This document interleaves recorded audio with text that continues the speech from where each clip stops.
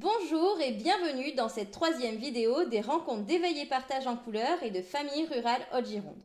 Aujourd'hui, nous rencontrons Charline Rodriguez, psychologue à Cavignac, membre du pôle de santé pluridisciplinaire de Saint-Savin. Charline va nous accompagner à travers une activité ludique à aborder les émotions de nos enfants. Allez, on vous emmène chez Charline. Vous nous suivez ? Charline Rodriguez, je suis psychologue à Cavignac. Depuis 8 ans maintenant, je fais partie du pôle de santé pluridisciplinaire. Donc en fin de compte, l'émotion, c'est un message chimique qui arrive de votre cerveau et qui dit à votre corps en fait, de réagir comme ça. Et en fait, on ne dit pas je suis en colère ou je suis joyeuse, on dit je ressens. Et une émotion, c'est ça, c'est un message chimique, donc ça arrive de votre corps.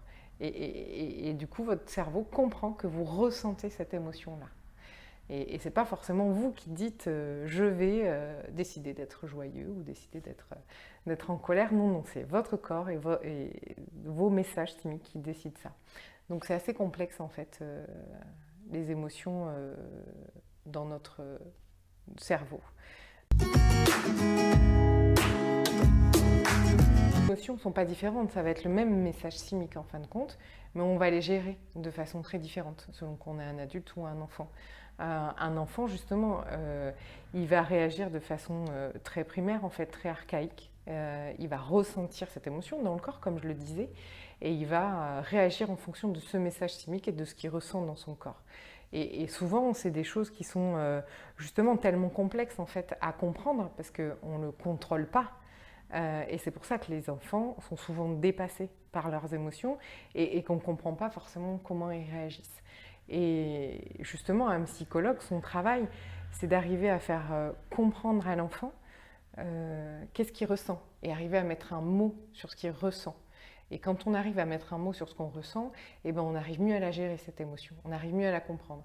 Et c'est vraiment tout le travail qu'un psychologue va faire avec les enfants et que les parents aussi vont faire. Quand on est parent, ce qu'on va faire en premier lieu, c'est ok, je comprends ce que tu ressens de la colère, tu ressens de la tristesse, et on va être obligé de le dire à leur place, parce qu'ils ne savent pas encore le dire, parce que c'est trop complexe à comprendre, voilà, quand on est un tout petit enfant.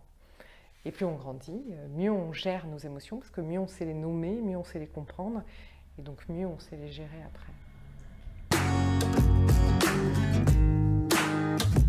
Je trouve que la meilleure façon d'aborder les émotions au quotidien, en fait, parce que c'est ça, hein, les émotions, il faut les aborder au quotidien. Les émotions, c'est chaque jour quelque chose de différent et il faut pouvoir au quotidien travailler ça. Donc bien sûr, ça va être les contes. Les contes, c'est un médiateur qui est le meilleur pour parler des émotions. C'est ce qui va structurer en fait les émotions et le psychisme de nos enfants. Pour raconter un conte, en fait, un conte, alors pas n'importe quel conte, les contes traditionnels principalement, vous allez avoir tout le panel d'émotions dans ce conte. Il va y avoir le début où on est avec notre maman par exemple, où on est heureux, après on en a un peu marre, on veut partir à la découverte du monde et donc là on ressent effectivement quelque chose d'encore différent et ensuite on rencontre généralement un méchant, alors un loup, et on a peur, donc on va essayer de faire quelque chose pour se protéger et on va construire, on va élaborer des techniques pour se protéger et à la fin on est content parce qu'on a résolu notre histoire et tout se termine bien.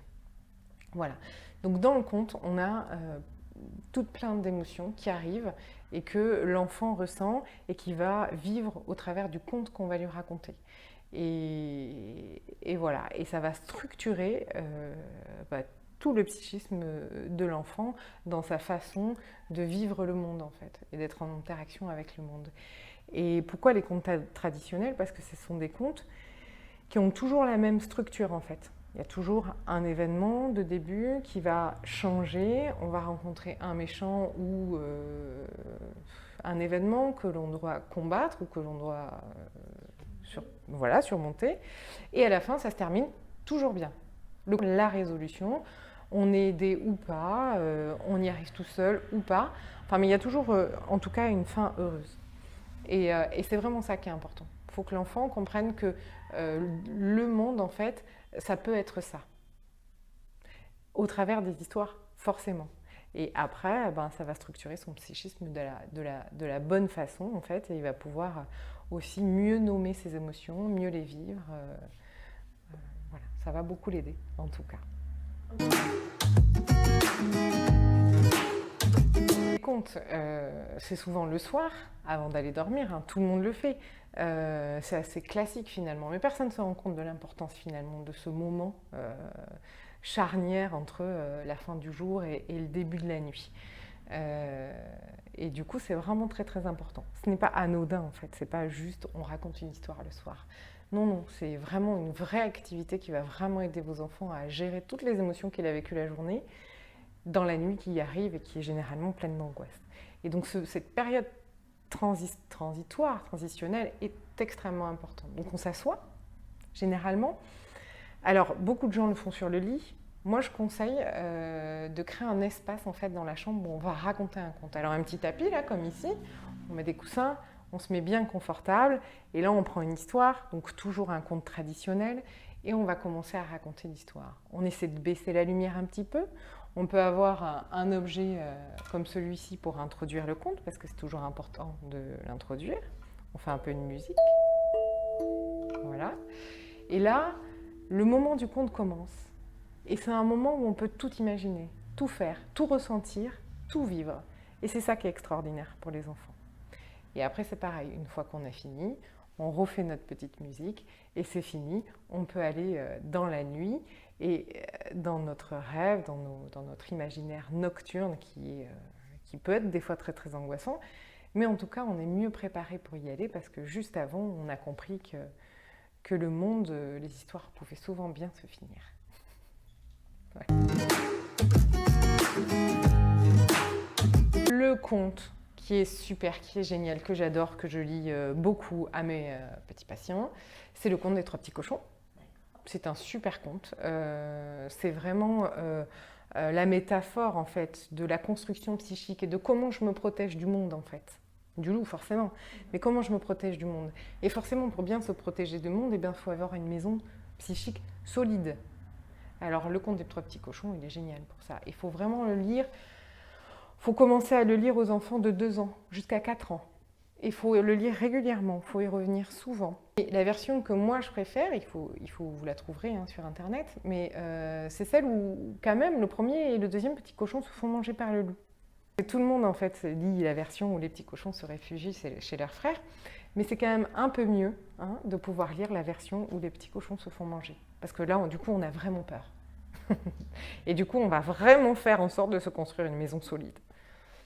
Après, évidemment, les contes de Grimm et d'Andersen sont des contes traditionnels qui sont très très bien et qu'il faut lire régulièrement.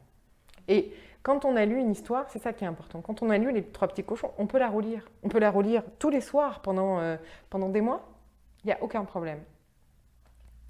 Lisez ce que vos enfants vous demandent. Parce que généralement, ce qu'ils veulent entendre, c'est leurs problématiques personnelles. Je conseille souvent aussi aux gens, c'est que l'émotion de nos enfants, en fait, ça les déborde. C'est quelque chose, comme je vous disais en premier, qu'ils n'arrivent pas à gérer. En fait, vraiment, ça dépasse, ça déborde. Elles ne sont pas contenues, en fait. On n'a pas encore de maison psychique, comme celle du petit cochon, où on peut contenir nos émotions quand on est enfant. Du coup, ce qui est vachement bien à faire aussi, donc dans la chambre, ça peut être aussi dans un autre endroit, un peu cocooning de la maison, où on va mettre un tipi, une petite tente, où quand votre enfant il est en colère, triste, ou enfin en tout cas pas bien à cause de ses émotions, et ben on peut aller dans ce petit tipi avec des coussins, le temps que la colère passe ou le temps que la tristesse s'apaise après un film ou quelque chose comme ça. Voilà. Et c'est bien parce que cet objet en fait il va contenir quelque part par là physiquement votre enfant et ses émotions qu'il n'arrive pas à gérer. Donc c'est vraiment très important de pouvoir faire ça à la maison quand on a un enfant qui a du mal. Pour tous les enfants. Voilà, pour tous les enfants, c'est bien. Aujourd'hui, je vais vous raconter un conte qui est très marrant, qui n'est pas très connu et qui s'appelle Moitié poulet. Il était une fois un homme qu'il n'avait plus rien au monde que 2 fils, jumeaux, et un œuf. Il coupa donc son œuf en 2, il donna une moitié à un de ses fils et l'autre moitié à l'autre fils. Un des 2 mangea sa moitié d'œuf et l'autre se mit à la couver. Si bien que, quelque temps après, lui naquit un poulet, tout chétif, tout déplumé. Pour bien faire, tout le monde l'appela moitié poulet. Au village, tout le monde l'aimait bien à moitié poulet. Alors, il allait voir le marchand, il lui donnait un morceau de pain, il allait voir le boulanger, il lui donnait un morceau de gâteau, et puis des fois, il grattait la terre pour s'occuper. Et puis un jour, dans le fumier qu'il était en train de gratter, moitié poulet découvrit une bourse pleine d'or, plein de sous. Oh, qu'est-ce qu'il était content, moitié poulet, d'avoir trouvé tout cet or. Alors du coup, passait par là le roi qui arrivait de la guerre. Il n'avait plus un sou, le roi. Un seul sou, plus rien. Il vit moitié poulet avec sa bourse d'or et puis s'approcha de lui et lui dit « Moitié poulet, tu veux bien me donner ta bourse d'or? Je n'ai plus de sous. » Alors moitié poulet lui dit « D'accord, mais il faudra me la rendre, avec intérêt au principal. » Le roi lui dit « D'accord. » Le roi partit et moitié poulet attendit. Longtemps. Il attendit si longtemps, moitié poulet, qu'un jour, il s'est dit « Je vais aller le voir, moi, le roi, et il me rendra mon argent, avec intérêt au principal. » Alors, moitié poulet prit la route. En chemin, moitié poulet rencontra le renard. Il lui dit « Ben alors, moitié poulet, qu'est-ce que tu fais là? »« Je vais voir le roi. 100 écus me doit-il. »« Ah bon ?» lui dit le renard. « Est-ce que je peux venir avec toi ?» Moitié poulet lui dit « D'accord. Monte dans mon cul, je te prends avec moi. » Et ensemble, ils continuèrent leur chemin. En route, moitié poulet rencontra le loup. Et le loup lui dit « Ben alors, moitié poulet, qu'est-ce que tu fais là ?»« Je vais voir le roi. 100 écus d'or me doit-il. »« Ah bon ?» lui dit le loup. « Et est-ce que je peux venir avec toi ?»« Bien sûr, mets-toi à côté du renard, dans mon cul. » Et moitié poulet continua son chemin. En chemin, il rencontra la rivière. Et la rivière lui dit « Bonjour, moitié poulet, mais où vas-tu comme ça ?»« Je vais chez le roi. 100 écus d'or me doit-il. »« Ah bon ?» lui dit la rivière, « mais et moi, est-ce que je peux venir avec toi ?»« Bien sûr, lui dit-il, mais tu sais, j'ai plus beaucoup de place, alors il faut que tu te mettes entre le loup et le renard. »« D'accord, dit la rivière, je me ferai toute petite, promis. » Et moitié poulet partit voir le roi. Arrivant devant le château, toc, toc, toc. « Qui c'est ?» lui dit le garde. « C'est moitié poulet, je viens chercher mon or. 100 écus me doit le roi, avec intérêt au principal. » Le garde referma et il alla voir le roi. Quelques minutes après avoir attendu, le garde rouvrait la porte. Il prit moitié poulet et l'enferma dans le poulailler. Et moitié poulet cria « Coquelicu, coquelicu, renard, sors de mon cul ou je suis un poulet perdu. » Alors le renard sortit du cul de moitié poulet et fit son travail. Il égorgea toutes les poules. Alors le roi n'était pas content. Il prit moitié poulet et l'enferma dans la bergerie.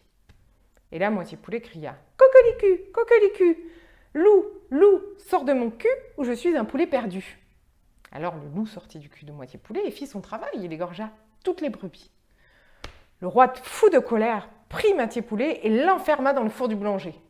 Et là, moitié poulet cria « Rivière, rivière, sors de mon cul ou je suis un poulet perdu. » Alors la rivière sortit et engloutit tout le château, le roi, les valets, les gardes, tout le monde. Il ne restait plus rien. Et moitié poulet repartit dans son village. Aujourd'hui, il est bien content, mais si tu veux le voir, il faut que tu montes au clocher. Et voilà, l'histoire de moitié poulet. Voilà, c'était Charline Rodriguez, psychologue à Cavignac, membre du pôle de santé pluridisciplinaire de Saint-Savin. N'hésitez pas à partager cette vidéo. La prochaine fois, nous rencontrerons Hélène Émilie qui vous proposera des outils pour partager un moment de détente en famille.